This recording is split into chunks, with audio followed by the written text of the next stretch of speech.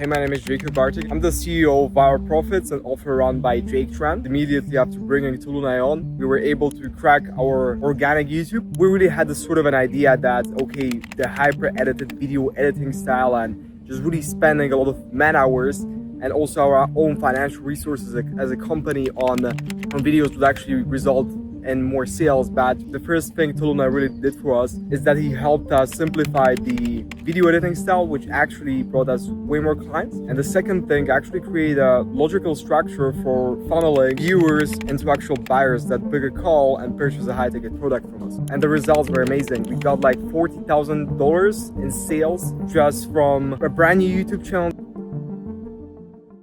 So that was Jakub Bartek. He's the business partner of Jake Tran. And all they did was actually upload one YouTube video a week. And that was literally just a screen recording of a Google document, which I'm going to show you in a moment. Those YouTube videos were actually the trigger that made them go from inconsistent 7K months to 42K a month within 60 days only. And they did all of it by selling a $27 product inside the low ticket. And they did that at more than 80% profit. That's because instead of using desperate sales techniques or suspicious sales funnels, they did all their marketing completely seamlessly on YouTube. And I want to show you that exact strategy in the next couple minutes. We actually only had like 6K subscribers, of which a lot of them were unqualified and only some of them were qualified. So it still amounted to 42K a month, and that is because of this system, which is first how we got views, how we turned viewers into buyers, and how we turned low ticket into high ticket buyers. A lot of people think if I launch a low ticket product, they immediately associate it with I'm going to be broke because everyone who launches a low ticket makes like 5K a month or something. And they think that they can't make any money with low ticket. And I want to tell you from the deepest place of my heart, you're absolutely right. But it is amazing in order to push your high ticket. And you're going to see exactly how this is going to happen. I'm going to show you stuff like how to build trust, how to build negative space, how we collect data with a low ticket through our onboarding form with all the questions. This is going to be super fucking helpful. It's even crazy that I leak all this stuff. So Jakub Bartek and Jake Tran got to 42K a month with one YouTube video a week with this YouTube channel, which had 6K subscribers. When we started, it had around 4K, and he uploaded YouTube videos. These YouTube videos, the first YouTube video he ever posted actually completely blew up, and they were probably the simplest YouTube videos we ever launched. Immediately got like a 3.3x. They were actually just document videos of Jake Tran literally just scrolling through a document. And that is all that he did. There was no editing. There was no that, super complicated animations or anything. It was literally just that. On top of that, these YouTube videos made sales through two ways. We had YouTube VSLs and we had 17-second pitches. YouTube VSLs are very self-explanatory. You funnel people from a YouTube video not to a normal YouTube video, but to a YouTube VSL, which is a VSL that is designed to perform on YouTube, which is basically a VSL that has one goal to sell and the second goal to have a high retention time so that YouTube pushes out to more people. The more people we push the video to, the more people YouTube pushes that video to individually. So imagine that one view on that VSL would result in 3 views on that VSL simply because of a YouTube algorithm. That then led them to a low ticket landing page, which literally had a 5-minute VSL. And that is all that we needed, right? There was no reason for a 10-minute, 20-minute, 30-minute VSL because all of the marketing was done inside the YouTube videos, the YouTube VSL, and inside the 17-second pitches. This is probably one of the most effective methods I've ever used. Sounds crazy, but you're going to, oh my God. So here's the thing, right? 17-second pitches are pitches that are designed to be, guess what? 17 seconds. And the purpose of this is that we can pitch to people in the beginning of a video instead of at the end of a video. Why do we do that? Well, because if you look at the retention of a video, we see here we're at around 40%-ish of people who are still watching the video, right? So 100% of people start watching the video, 40% of people are still watching here. If I pitch to people at the end, I might only reach 18% of people. Here, I still reach 40% of people. So automatically, just through having the 17-second pitch, we pitch to double the amount of people without losing retention because we see that there is literally no drop off at all. No drop off at all. And I want to show you exactly why and what we did, right? Because at the end, we just funneled them to the YouTube VSL. Most of our pitches were in the beginning. Sometimes we did one in the beginning and at the end, but for all our pitches, we used the same exact strategy. But I didn't steal it from a man. He taught me the strategy, and then I used it for my business, his businesses, and my clients' businesses, and it just works incredibly well. So it always is the same thing. Give a lesson of the video, paint the duality of that lesson, right? Let's say I teach you, you need to market on YouTube instead of only marketing on landing pages, right? That is the lesson. And then I paint the duality. Hey, so if you only market on landing pages, you only market to 1% of people who actually go from your YouTube video to your landing page. If I market on YouTube itself, I market to 40% of my audience. So automatically, I 40x the effect of my marketing just by having on-platform marketing on YouTube. And then I go, hey, if you actually want to know more about how to market on YouTube completely seamlessly without pissing any people off, we have an entire guide that is built out in order to learn how to market to people on YouTube completely seamlessly. The first link in the description will lead you to that free guide, right? Or I say, we're teaching everything inside Audiencia. There's an entire library of playbooks that we have inside Audiencia. And in those playbooks is also the YouTube playbook and dozens of other playbooks. If you're interested, there's a link in the description to book a call with me, and you and me can have a talk about whether we're gonna, and I'm gonna paint out the blueprint. Yeah, that's always what I do, is tell people I'm going to paint out a blueprint on how I'm going to help you. Either you do this with me or without me, you can make a decision on the call. And that is how we pitch. Right? That is a very, very, very short pitch, because we're giving the lesson, we're painting the duality, and this is not even the pitch, right? We are pitching to them indirectly through painting the duality, so that when we do the pitch, when we pitch the product, right? This could even be pitch of your product.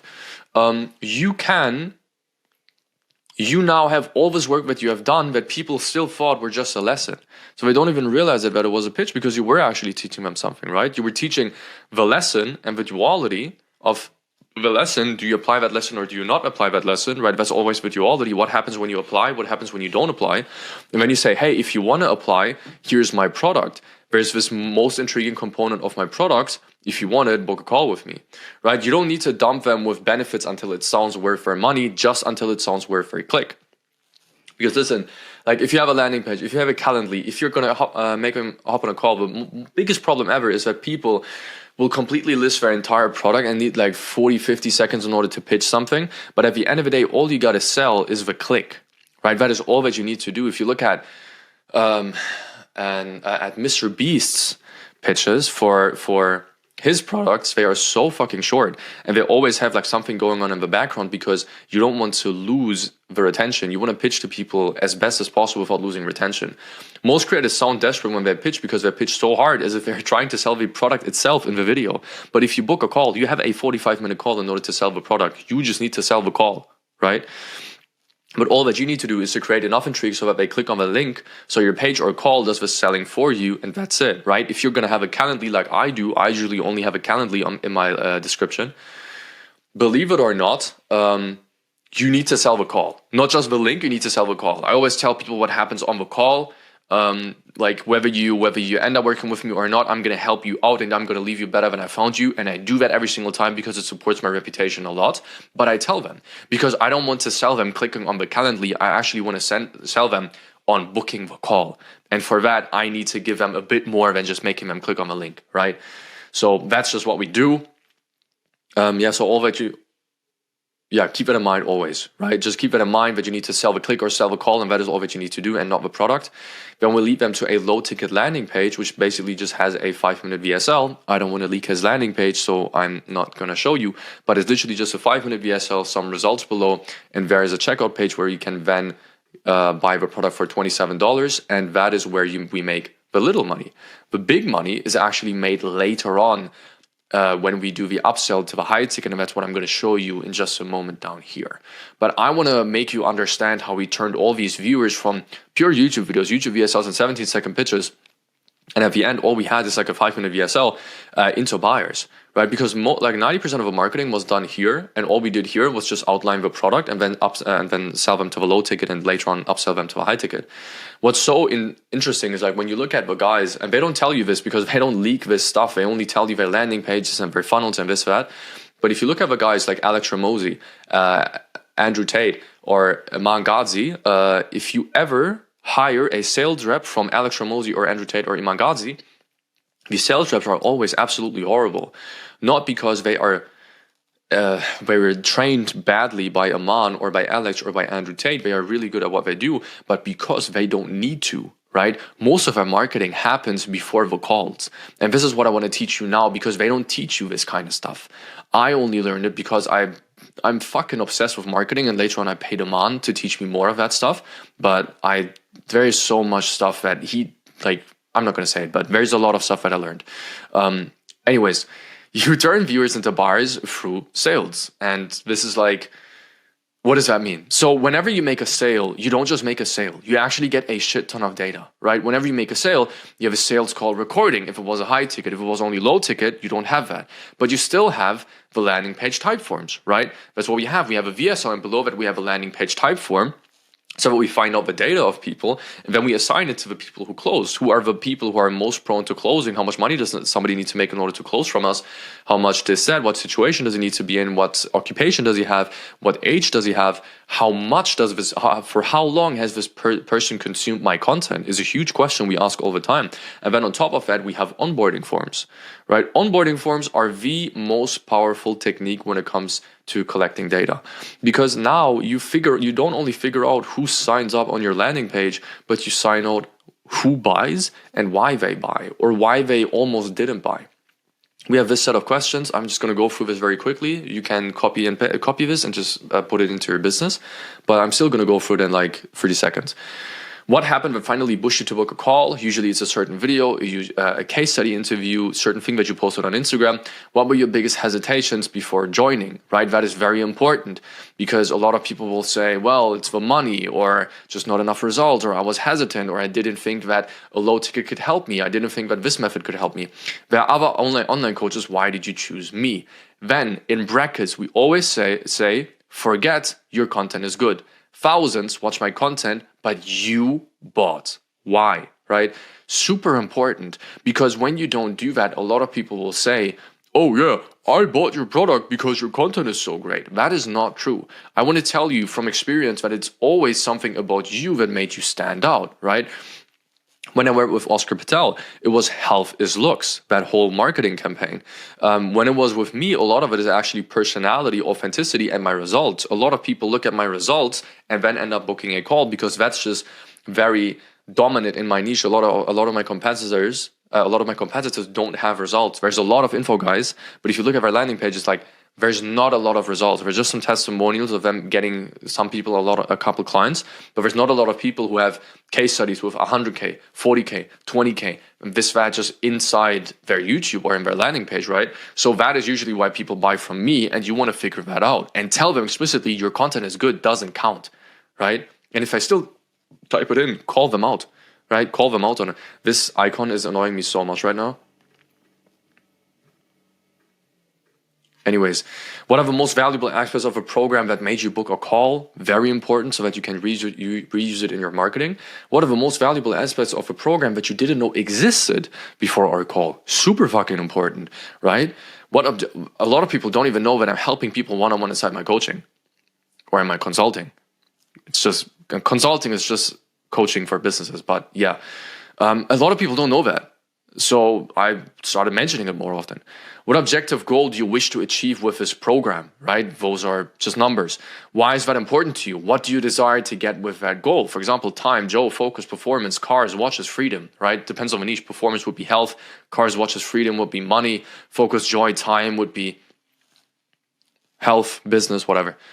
Objective struggles. What are currently the problems holding you back from achieving that objective goal? Whatever they put in here, and then what's the first thing you would do if you achieved that is if you achieved your objective goal? So that is more the internal victory that these people want to have, or also the internal struggle, right? They either want to let go of something, push motivation, pushing away from an internal struggle, or they want something which is pull motivation. They want to go towards something, and that is internal. So we want to have all internal and external struggles and victories pointed out inside this onboarding form. It's a lot of questions, but believe it or not, if you give people such a form, they actually feel very welcomed and very, I would say, it seems very professional because they have shit to do once they join, right? That's very important when people join your program, that you don't just leave them in the dark and you're like, well, let's book a call, and then you hop on my call. And it's like you give them homework, and this should be one of their homework, right? And if it's your low ticket, a lot of people don't know on school, you can lock your modules and connect Zapier to your onboarding form, whether it's Typeform, Google Form, Tally, doesn't matter. So that the Tally onboarding, so that the onboarding form sends a signal to Zapier, and Zapier only unlocks the modules to people once they filled out that onboarding form. Right? So that signal makes them get access to the courses. That's what we do with a lot of people, because we want everyone to fill out the onboarding form. They fill it out, they get an email, they click on the email, and now they have access to all the courses. So just a quick note. Then we figure out all the objections they have and all the buying reasons they have, as I outlined here. That we will use for our YouTube call to actions, for our YouTube videos, for our YouTube video ideas, and for our in general YouTube videos, right? Because then we can pre-handle all these objections inside our YouTube videos through proper YouTube video ideas. I had a lot of people who told me, hey, I cannot work with you because this and that client only didn't sell to rich people, but I want to sell to rich people, so your method doesn't work for me. And I showed them case studies of people, like we sold to Sloan. Sloan is one of the best friends of Drake. He's a multi-millionaire, right? One of my clients sold to Brez Scales. I'm like, what the fuck do you mean we don't sell to rich people? So I made a video that was called How to Create Content That Makes Rich People Buy, right? So very important that you figure this out so that you can take the most common objections, the most common hesitations. You will find that usually out in your sales call recordings, not in your onboarding forms. And then sell them, pre-handle that objection inside your YouTube. Then you have this data and you feed it back into your stuff and you make more sales. So here, it's about turning a low ticket buyer into a high ticket buyer, right? It's actually more effective very often than promoting the high ticket directly, right? Because we don't make most money from the low ticket. These guys, this guy didn't make a lot of money from his low ticket. Most of his money came from his high ticket, but he made a lot of money with his high ticket because he had the low ticket. So let me explain. So we have low ticket sales. Low ticket sales are super easy to sell. Somebody could watch one YouTube video and immediately buy your your low ticket product. Sure, we have some people who watch our YouTube videos and immediately buy my high ticket product, but oftentimes they first need to have a low ticket product in order to be warmed up, especially in B2C, also in B2B, but especially in B2C. So we have low ticket sales, right? Somebody buys a low ticket product, and then it is much easier to sell the high ticket. Why? Inside that low ticket, optionally, you have group calls.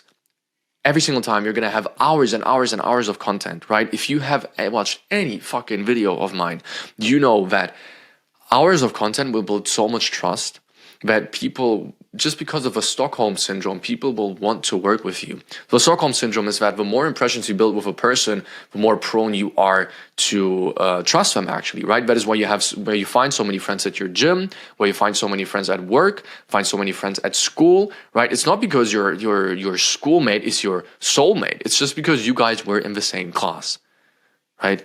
I hate to tell it to you, but that's just the truth.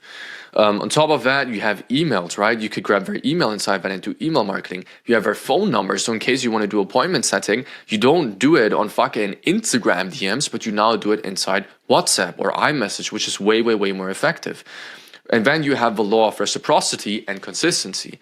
So the law of reciprocity is, this person gave me so much for $27, I want to give him back, or I want to give him more, right? Or the law of consistency, I have already given him $27. If I give him more, what do I get then? All of this can be summed up with a sentence. If $27 got me this, what would more money get me? We cannot only rely fully on trust and say, okay, once people trust you, they will make a sale from you. And a lot of people act that way on social media, so they just end up providing value and then wonder why they don't get any sales of what Alex Ramosi said, but you just need to provide value. Well, it's because people aren't intrigued enough. Right? You haven't built enough intrigue in order to make people buy from you. FOMO is another word for intrigue. And the way we do that is through these 4 methods. We always use these 4. You can use 1, 2, 3, or all 4 of these. One of it is locked modules with a high ticket name, meaning we have the low ticket modules inside our community, but then we also have the locked modules. You know what? Let me actually show you an example. We've got this client, for example, which is Raw Wellness. This guy's only selling to rich people.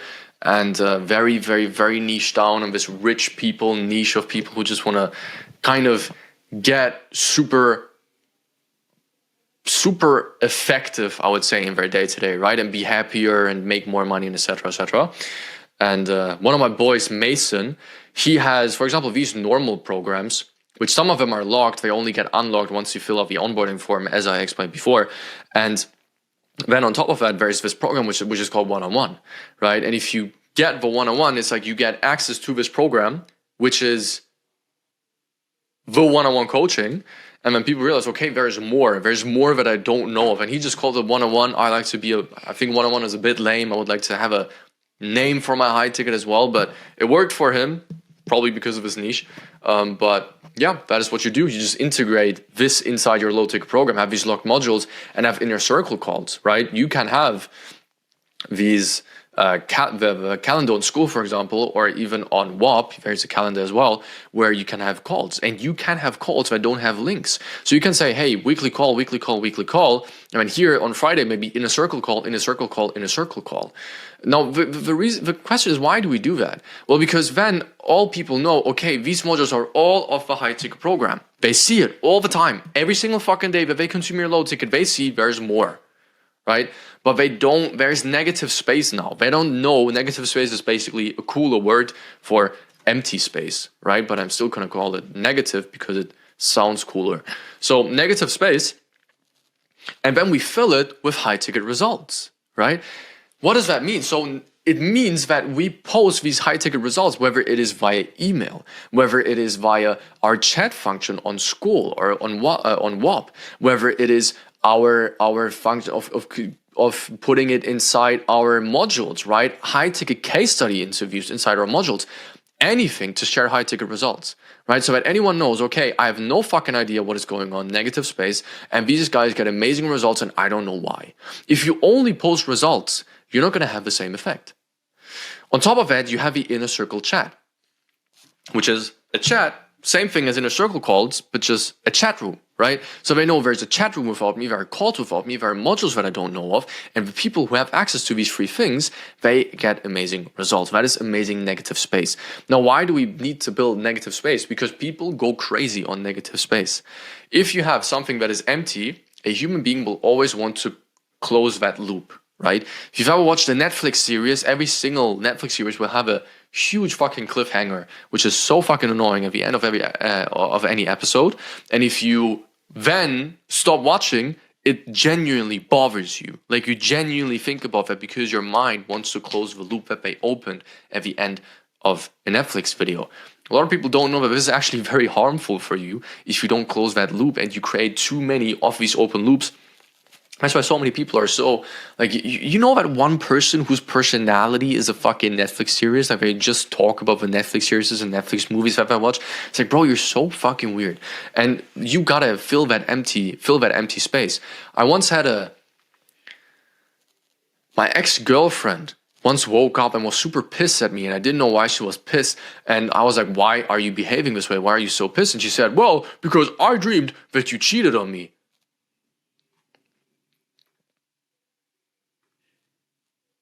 Bro, what am I supposed to do? I didn't cheat, but she dreamed that I cheated because I was traveling all the time. I was out with my friends, not going clubbing, but going to dinners. She didn't know what girls were there, whether there were girls, where we were, I was in fucking Bali, right? If you've been to Bali, you know what happens in Bali. So there was so much empty space in her mind that she dreamed about me cheating on her because it drove her crazy. And that is what happens to human beings, not only to women. Women are a bit more emotional, yes, but I'm not saying that these people are going to dream about your high ticket program, but it's going to build a lot of intrigue, right? A great example is like this WhatsApp chat that I'm in, where he posts, hey, inner circle call will be at 4 p.m. UK time, general call will be at 5 p.m. UK time.